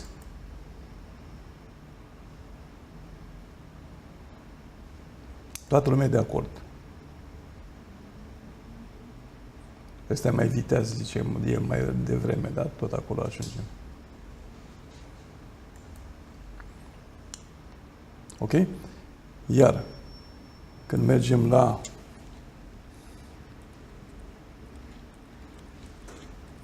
asta e puterea informației. Și noi trăim într-un univers informațional. Da? Și suntem penetrați de informații pe care le percepem sau nu le percepem. Ele ne transformă. Dacă noi putem fi destul de atenți, atunci putem evolua. Dacă lucrăm corelat. Corelația se petrece automat când e declanșată de același eveniment. În cazul nostru, pendulele au fost toate pornite în același timp. Iar ce se întâmplă este absolut interesant. Dar noi trăim, asta este nu pe prima generație de materie pe care am arătat-o, nici pe a doua, nici pe a treia, pe a ena. Dar asta înseamnă pachetele alea care se corelau la început, acum se corelează dinamic. Dar partea de dinamic o vom discuta data viitoare.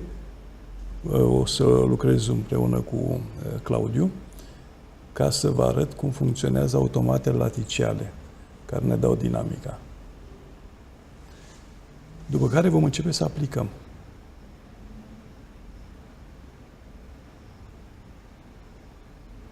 Da, și uite ce interesant apare.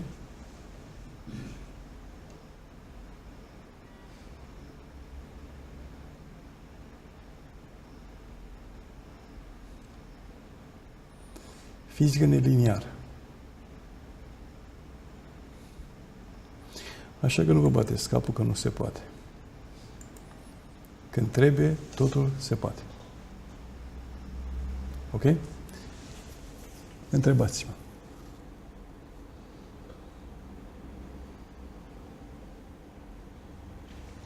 Un sistem care funcționează pe resurse limitate. Își generează resursele proprii. Un sistem care funcționează pe resurse limitate își generează resursele proprii. Pământul este un sistem cu resurse limitate. Dar corelațiile care se fac între componente, pachetele de informații dintre componente, leagă componentele între ele, feedback-ul. De exemplu, bălegarul animalelor, inclusiv a oamenilor, conține auxină. Auxina este un hormon care face să crească plantele, să se vindece dacă iei un măr. Am avut experiența personală. Am avut un pui de măr pe care îl mâncase un vierme la trunchi, mai rămăsese o bucățică de coajă vie și el căzuse, era rupt.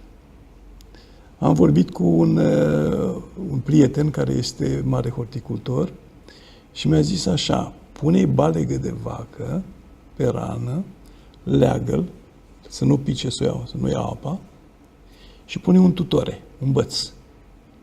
În primăvară, mărul înflorise, lemnul era complet, se vindecase complet, datorită acestei auxine care era în bălegarul de vacă. Va zic că noi ce mâncăm, dăm înapoi în natură ca să ajutăm natura.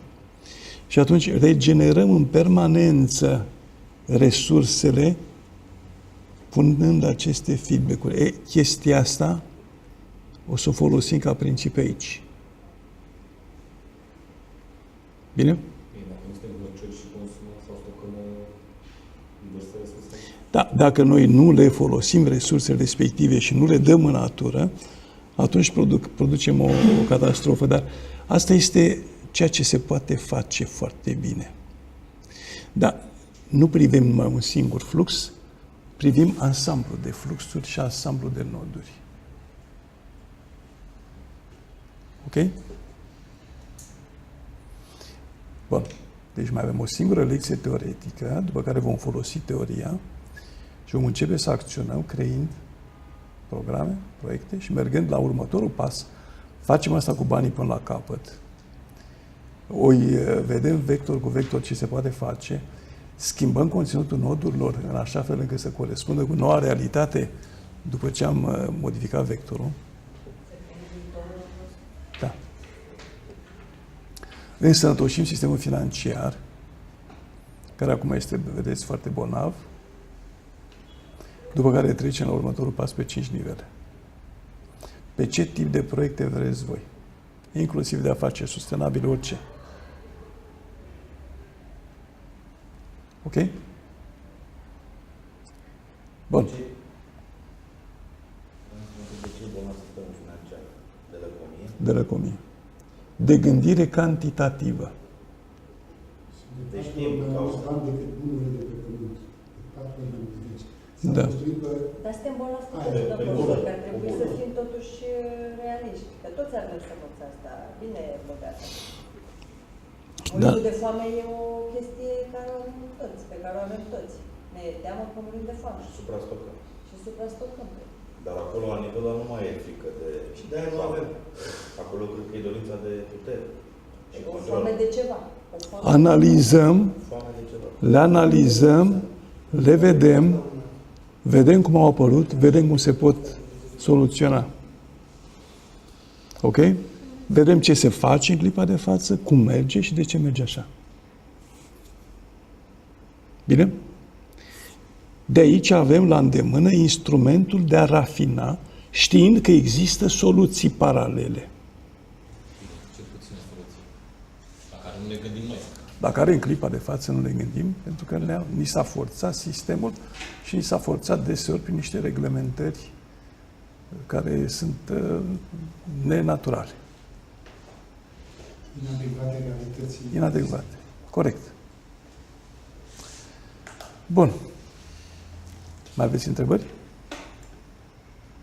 Eu aș avea cumva până la lungă de cine poate să mi explice și mie spinul mai bine. Spinul. Dar știu că data trecută ați abordat și nu stăpân, adică nu am înțeles, nu am primit Ce înseamnă spinul?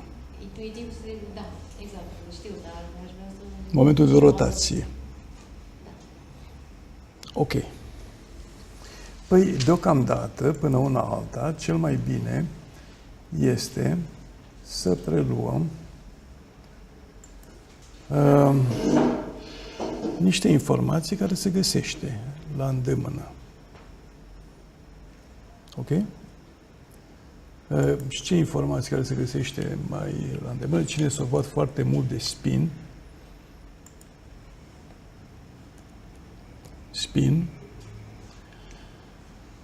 ok, a fost, cum îl cheamă pe iranianul ăsta,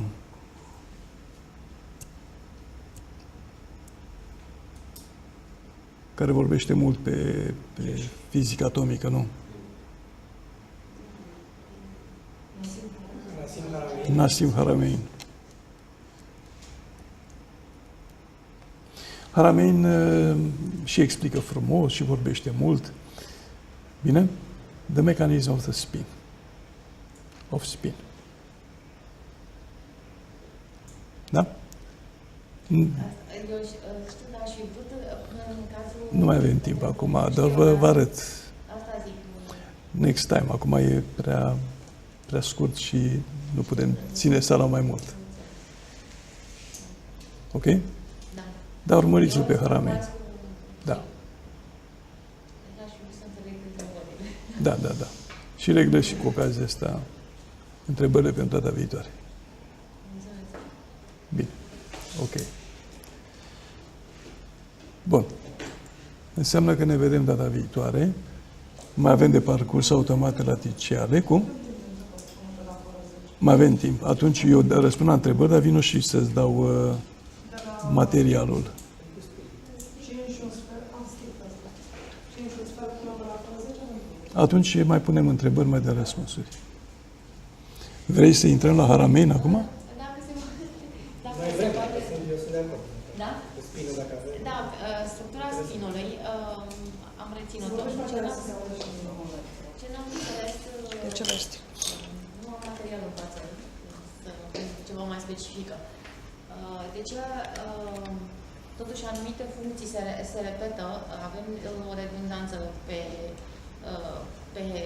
hexagon și cea care dă mișcarea este F5 parcă, dar jos se dublează F6-le și F2-ul. Și aici nu am înțeles de ce... A, te referi la acel document. Da, la structura... La structura, da, da. Sigur. Cu plăcere. Vreau să vă și salvez asta. Ai mai pus ceva pe el sau a fost scanat și data trecută? Nu stă digital. Nu stă. E același, numai tu și l-ai făcut. O să-l lași fără scan. Dacă e să las fără scan.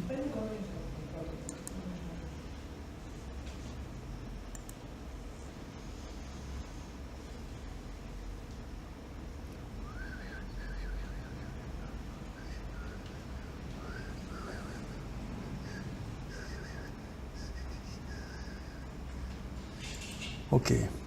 Intrăm acum. Deci, dacă nu s-a mai pus nimic, dau stop. Ne uităm acum la spin.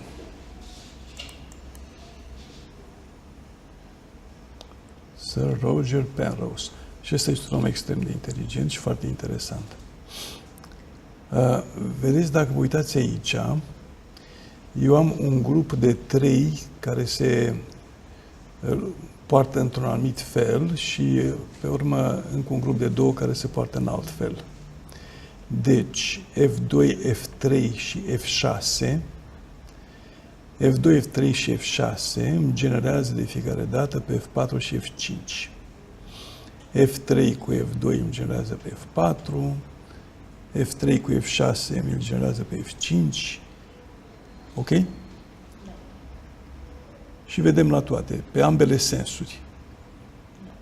Că F3 compus cu F2 sau că F2 compus cu F3, totdeauna se generează F4 și F5. Am 3 generații. Astea două, generația 1 îmi generează pe F4, F5, iar F4, F5 îmi generează pe F1. F1 este neutru. Este f de x egal cu x. El e deus otiosus, nu participă la nimic. Dar astea alte au un joc între ele, care joc între ele îmi generează pe F4, F5, care generează pe F1. F1 aici, în centru. F4 și F5 sunt cele care se generează între ele. Mergând pe modelul de generare, F2 cu F2 îmi generează pe F1, deci F2 cu F2 se ducă la F1. Se vede cum vine? Așa. Punând tabelul ăsta peste chestia asta, noi observăm niște fluxuri. Fluxurile respective pe care le avem sunt astea. Aceste fluxuri îmi dau sensuri de rotație pe fețe. Bun? Sensurile de rotație pe fețe mi se duc într-un sens general de rotație pe jumătatea inferioară a octaedrului. Și pe jumătatea superioară. Și pe cea inferioară se întâmplă aceeași istorie. urmărind aceste fluxuri, îți dai seama cum funcționează generările. Deci eu am un spin legat de modele de generare. Ok? Da, masiv este mult mai general. Asta vreau să înțeleg punctual și specific în Da. relațiile. Ăsta este părintele spinului. E cel mai primitiv spin care stă interesant chiar la baza structurilor, plecând nu de la feedback-uri, ci de la automorfisme. Din cauza asta, spinul în univers este general, e peste tot. Totul se învârtește, totul face vortexuri și ce zice Haramein. Ok? Comentați spinul invers în cele două emisfere. Atmosfera, părinții atmosferici, nordul orar și sudul emisfera sudică anti-orar. De fapt, la fel se întâmplă și aici. Nordul și sudul sunt inverse. Ok? Dar efectul Coriolis, de exemplu, aparent e stânga-dreapta, dreapta-stânga, dar dacă te uiți, te plasezi în emisfera cealaltă, ok? Sensurile astea, de fapt, sunt la fel, dar uitându-te pe axă. Așa, uitându-te pe axă, într-o parte se vede de la dreapta la stânga, în cealaltă de la stânga la dreapta. Efectul Coriolis fiind dat de rotația Pământului.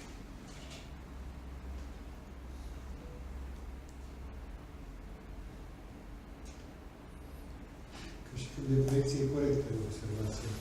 Proiecția privirii. Dar efectul mecanic al diferențelor de rotație nord-sud la circulația atmosferei creează consecințe reale, practice. Da, creează consecințe practice și putem să vedem și consecințele respective. Dumneavoastră știți cel mai bine cu Ventuschi, nu? Pentru că acum au făcut corelare între circulația maselor de aer în aer, în sensul amintit anterior, și circulația fundamentală a curenților calzi marini. Da.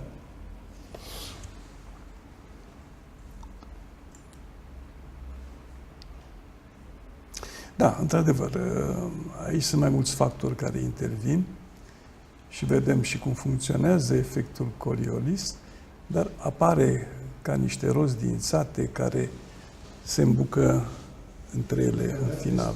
Pe dreapta îi scrie normal. Deschideți fereastra și dați pe stâng. Unde? Mai jos, puțin mai jos. Acolo. Aici? Nu, Îmi scrie normal, nu? Da, da. Wind animation. Un pic mai jos. Pe acolo, deschideți acolo și dați pe Strong. Da, să vadă mai bine. Sigur. Și dacă dați pe viteza vântului la 10.000 de metri, o să vedeți adevărații cureți jeturile de sus, care sunt consecința rotației. Da, nu numai rotației, acestea sunt consecințele sistemelor disipative. Noi dacă intrăm pe Dissipative Systems, o să vedeți că e aceeași poveste.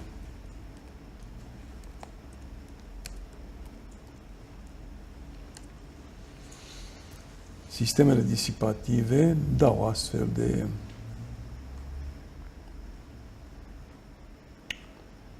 mă rog, deocamdată ne bagă multe cărți.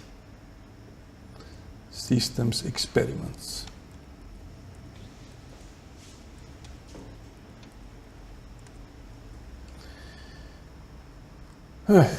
Trebuia să pun experiments la început.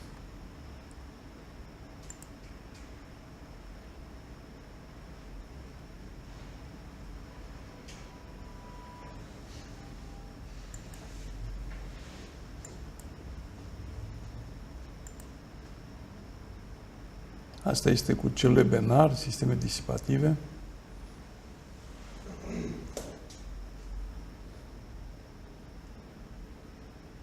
Da, e altă fizică aici.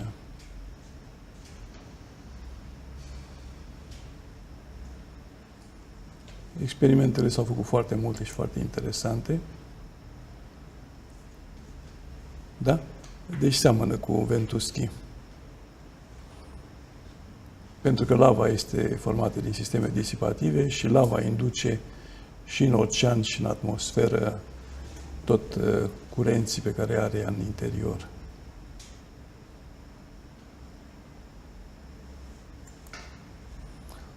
Ok. Și foarte multe experimente, foarte interesante.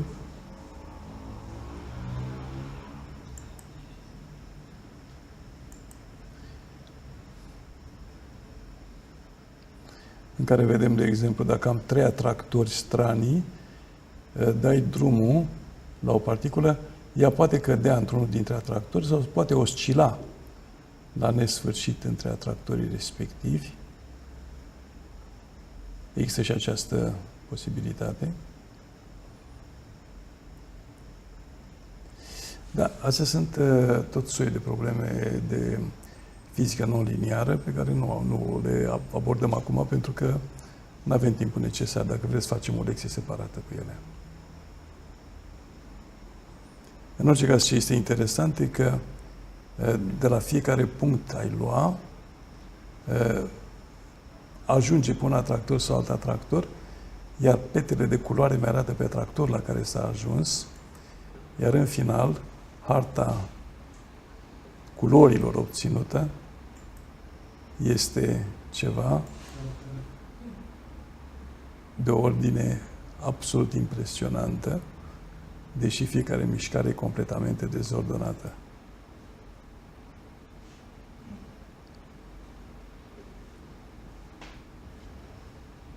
Dar asta este pe alt nivel. Nu este sub stringuri, este mult deasupra, deci pe un univers care are deja straturile anterioare de reglementări fixate și respectate în straturile superioare și care sunt, într-adevăr, totalmente non-liniare. Experimental ne ies.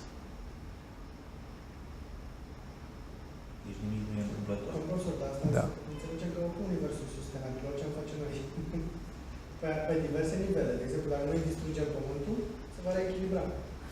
Aici sau în altă parte. Exact. Deci se poate reechilibra, mai greu că noi nu ne putem Iar noi reechilibra. suntem parte din acest univers, deci nu cred că... Singurii care pierd suntem noi. Da, Esența nu. având însă și posibilitatea să dispărem, pentru că, deși suntem făcuți bine, dacă noi nu am reușit să ne și îndeplinim misiunea, pentru că avem niște probleme, niște defecte, niște chestii, nișa rămâne, vine altă specie, ne ia locul, nu e nicio problemă. Și din adolescență. Și din adolescență. Da, ar fi cazul. Deocamdată suntem la 10 ani. Nu, rectile, am fost rectile în Încă n-am ajuns în perioada adolescență. pubertății cu asta, în perioada... Noi abia intrăm în adolescență. Intram. Da. Deocamdată IQ-ul mediu al populației este 100, adică a inteligența copilului de 10 ani. Intrăm în pubertate și adolescență, la nivel global. Se vede ce poți face. Păi nu se vede cu ochiul liber? Altă perioadă critică, am avut și înainte destule. Da. Întrebați-mă.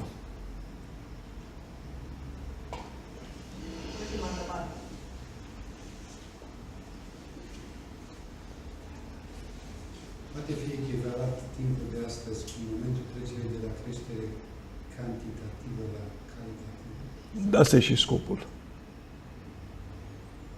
Timpul de azi duce către înțelegere calitativă și o să vă dau materiale ca să vedeți ideile noi care apar, principiile noi, spargeri de paradigme care devin din ce în ce mai multe pe mai multe domenii. Ok? Ținând cont că lumea este împărțită, să zicem așa, globul pământesc e împărțit în zone prospere, care teoretic au ajuns la această concluzie și în saturație cantitativă. Care nu mai sunt prospere. Care au realizat că nu mai sunt prospere, dar sunt o mare parte a acestui pământ care nu care acest gol pe care noi tot ne-am străduit să-l asupăm și ne-am dat seama că nu are o conotație materială, ci are o conotație mult psihică. Ce se întâmplă cu zonele alea? Pot fi trase... Nu pe aceeași direcție pe care au avut-o până acum. Deci nu e aceeași direcție. Ce scuze, dar n-am înțeles. Nu mai trebuie să parcurgă. Nu mai parcurg același experiment istoric. Ok, pot face salturi mai... Vor face cu totul alte decizii. Și se vor dezvolta pe cu totul alte căi. Măcar la formele alea multiple de economie vor folosi alte tipuri de economie. Ceea ce deja se întâmplă. Dacă luăm, de exemplu, Gross National Happiness din Bhutan, ei au cu totul altceva, au o extensie a economiei familiale, care a devenit la principiu național.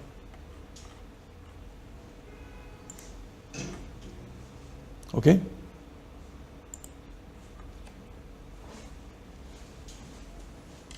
Bun. De acum o să fie foarte multe întrebări, pentru că vom începe să lucrăm în curând pe astea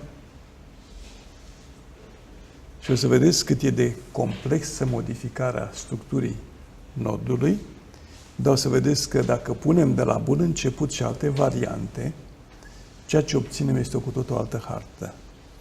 Și putem să descoperim și cum putem vindeca niște răni. Și recrea un sistem care să fie sustenabil. Ok? Bine.